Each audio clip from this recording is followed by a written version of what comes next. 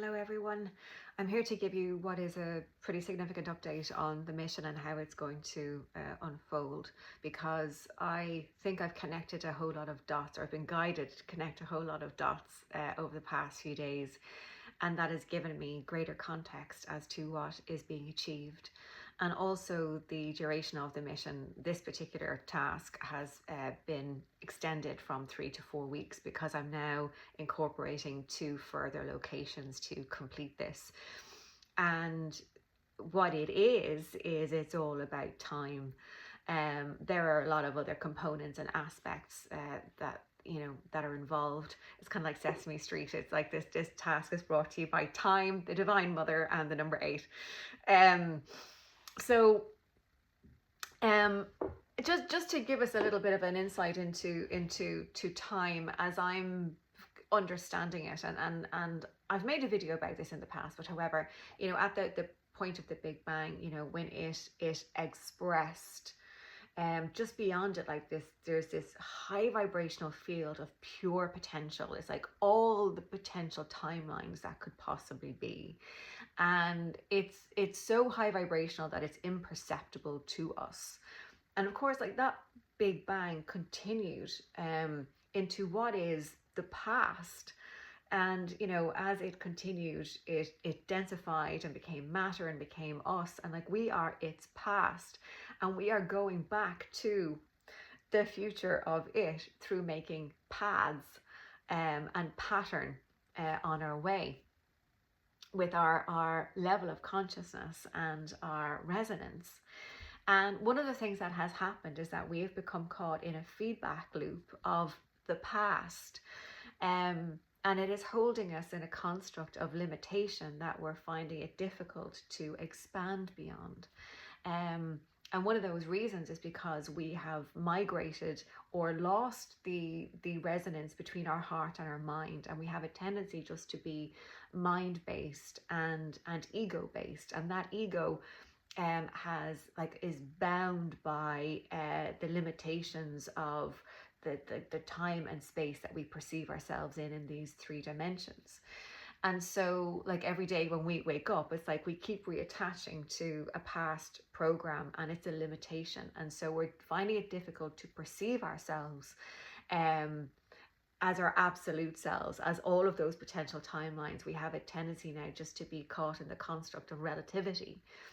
And so this shift in consciousness and the building of a new and better world for ourselves, it comes down to quite a lot of aspects, but one of them is, again, that coherence between our heart and our mind, because it is from the heart space when that reverberates with the right resonance, with the resonance of that absolute that we are, which is unconditional love.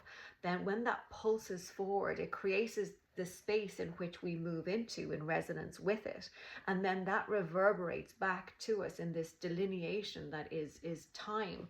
And so the way that we break the pattern that we're in a feedback loop with the past, the fear, the constructs and limitations, is through that resonance, and the resonance between the heart and the mind, and the resonance with our origin point, the origin point of which is kind of a void. It's a nothingness, but it's also everything, and it's unconditional love.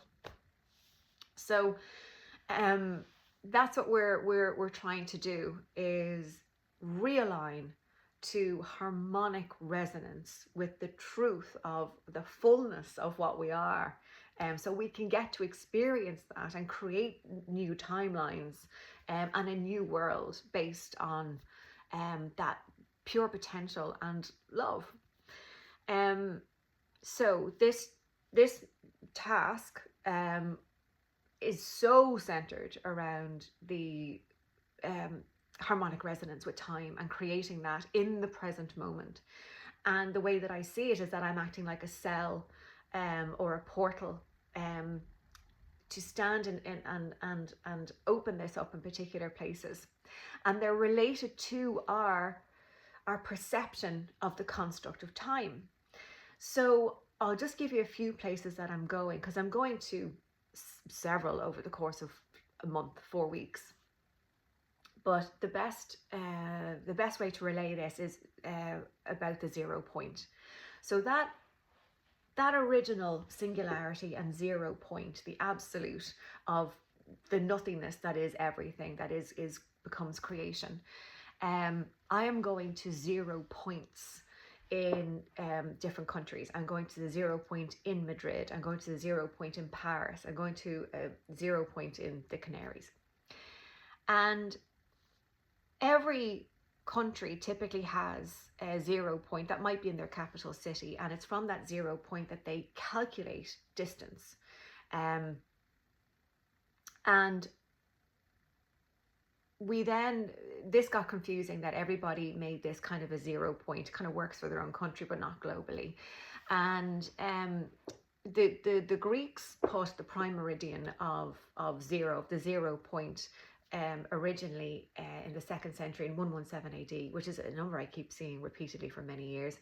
So Ptolemy, the astrologer philosopher, put it at the most western point of the most western landmass that they were aware of at that time, which was El Hierro in the Canary Islands, and the western point of it.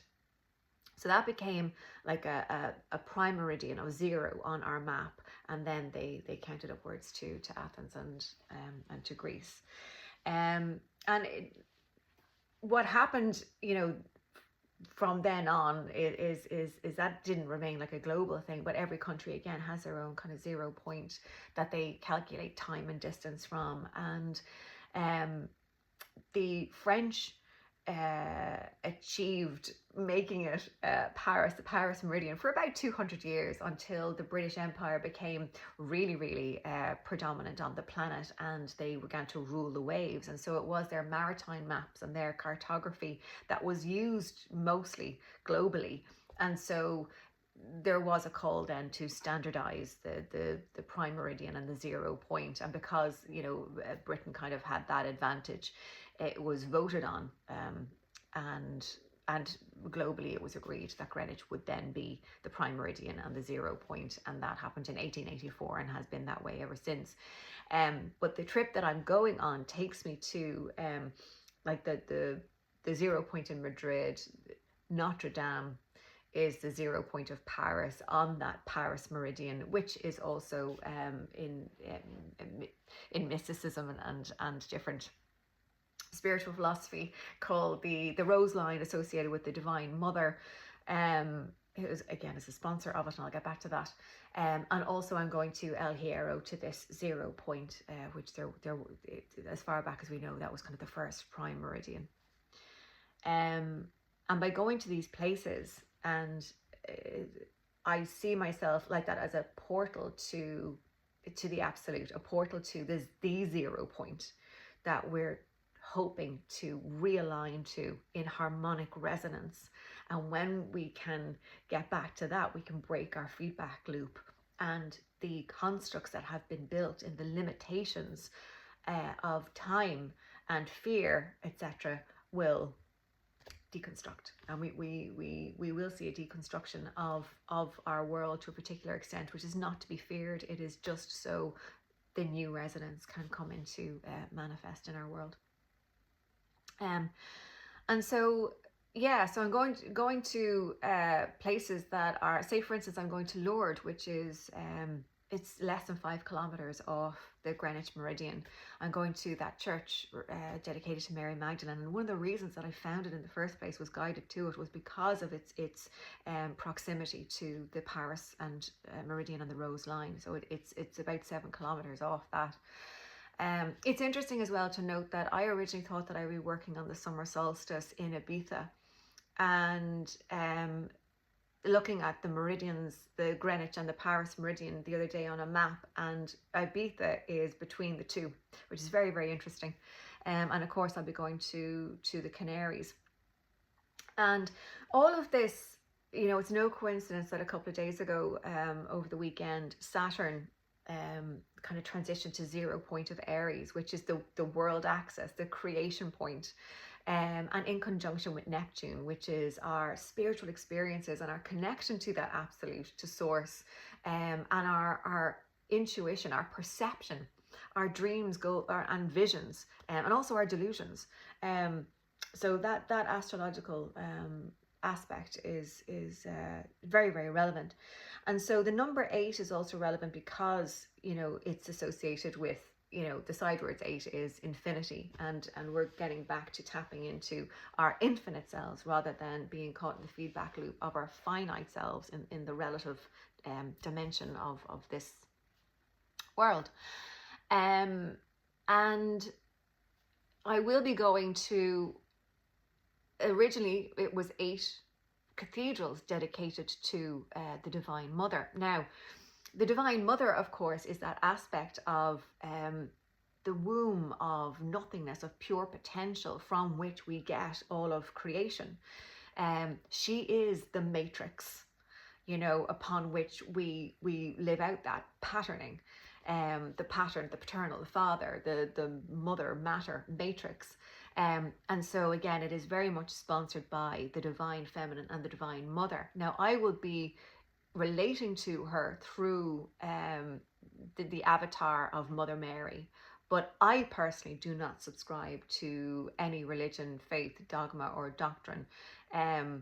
But one of the reasons I think that you know, it's through the Divine Mother, Our Lady, or Mary, is because so much of Christianity has programmed and conditioned these constructs in our subconscious and unconscious minds. And so it's part of the feedback loop that we keep recreating, that we're stuck in. And she's bringing in to bring a correction to that. And I'm going to, again, 8 cathedrals that are dedicated to her. And you know, it's also very interesting, the whole Christianity, and Christianity has a tendency to think of ourselves as very finite. You know, it's like you have this one life and then you die, and if you have earned your way into heaven, then you might get a good eternal life. But if you're a mortal sinner, then, you know, you'll be like condemned to damnation for eternity. And I don't believe in any of that. But I think that message is still subconsciously playing out in our idea of our finite selves and time itself. That's not true.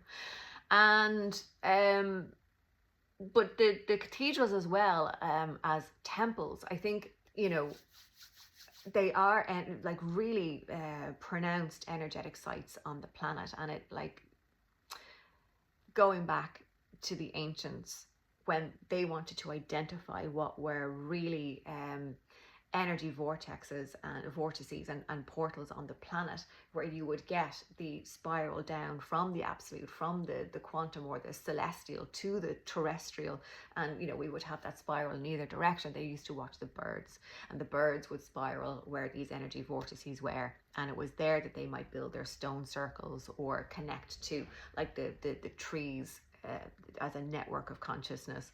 And we get the word, I can't remember the etymology or from which language it originates, but temlo, and temlo means the cutting through, and the cutting through of the rocks and the wood, so that it would be a channel for that consciousness, again bringing heaven down into earth and having that connection that we have lost.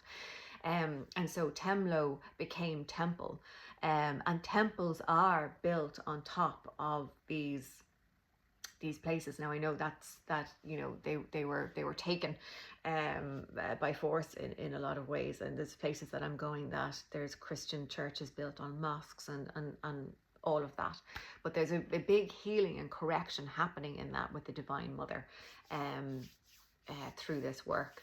There's something else I was going to say there about temples, but yeah, of course, they are those spaces where it is meant to be a representation of the temple within, where we walk into that space, you know, that womb space, that big nothingness from which we create and connect to ourselves. And I suppose the other thing that Christianity does is put that outside of ourselves and in a middleman and in a construct. And of course, it is always within that we reach through contemplation.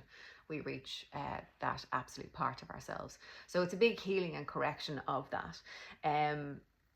So it's really interesting that the Canary Islands the patron saint is an iteration of Our Lady called Our Lady of Kings, and I'm a bit shaky on the story, but that like travelers lost at sea found their way onto El Hierro as an island, and it, kind of in exchange for food and provision from the shepherds on the island, they gifted a statue of Our Lady that they had on the boat.